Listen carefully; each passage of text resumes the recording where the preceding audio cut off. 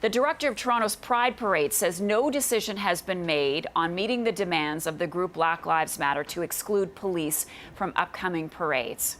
Black Lives Matters is not going to tell us that there's no more floats anymore in the parade. I will not tell you that there's no more float in the parade because Pride is bigger than Black Lives Matters. It's definitely bigger than me and my committee. That's the kind of decision that needs to be made by the committee. Mathieu Chantawa made the promise to bring an end to a sit-in by group members that briefly halted the parade this past weekend. For its part, Black Lives Matter says their demands are not about excluding people from the parade, but about making it more inclusive.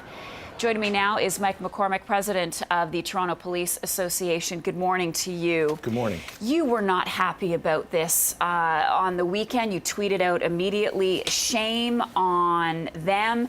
Explain how you were feeling at that time. Explain your reaction. Well, you know, my reaction was on behalf of our membership who have been working very diligently with the LGBTQ community and who are members also of that community. And we were very concerned that the leaders and the organizers of Pride would react that way and sign a document that would basically, given to the demands when the parade was hijacked by Black Lives Matter, the demand that police not participate or not be part of the parade, which we have been for years. So it was a betrayal, we felt, by the organizers to be signing a document like that. And have you since spoken with Pride organizers? Yeah. And what have they said? I mean, we have been in conversation with Pride organizers, and now they're saying, they're sort of backtracking a little bit. They're saying, okay, well, you know, we didn't go for an exclusion or whatever, and we're going to have some discussions about the participation. We value the security you bring to the parade, but, you know, we're going to have some discussions around your participation, which we're wondering why they need to have those discussions. But I've been receiving many letters from our members who are part of the LGBT community, and I received a letter yesterday from one of our members, and I don't want to read the whole letter, but, you know, just sort of drive home what it means to us in the policing community. But what this member said, I'll just give you a couple of really quick snippets here.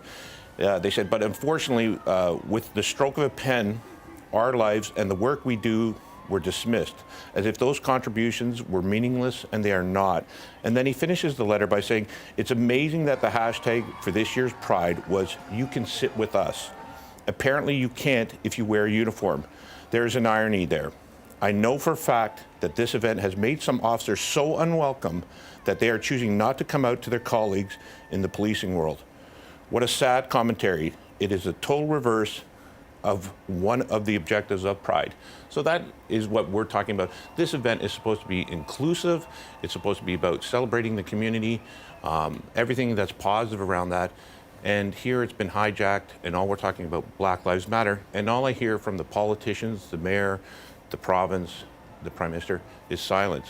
The police, I believe, have been thrown under the bus. We want to have the discussions and see where we're going. But again, what has happened that we need to have these discussions? You want to have the discussions with Pride organizers or with Black Lives Matter? Well, has that happened? Has there been dialogue? You know, Black Lives Matter, you know, when you don't have the substance, you go to the sensational acts and you get the attention. They hijacked the parade. This is not about Black Lives Matter. This is about our members and the way we feel about the way the Pride organizers succumb to these wishes, and the conversation is with the organizers of Pride. So as it stands right now, police are welcome back. They will be in attendance at next year's Pride. And we should also point out the obvious, you're needed there. Well, you need a security presence. Well, as it stands right now is what we've received as a communication saying, you know what? We're glad you're there to do the security. We're glad you're there to help out in the organization. But we're going to reevaluate, or we're going to do community consultations on your participation. So either we're part of the inclusivity or we're not. So we still haven't reconciled that piece. And I think it's a sad day for Toronto. Mike McCormack, president of the Toronto Police Association. Thanks for your time. Thanks for having me.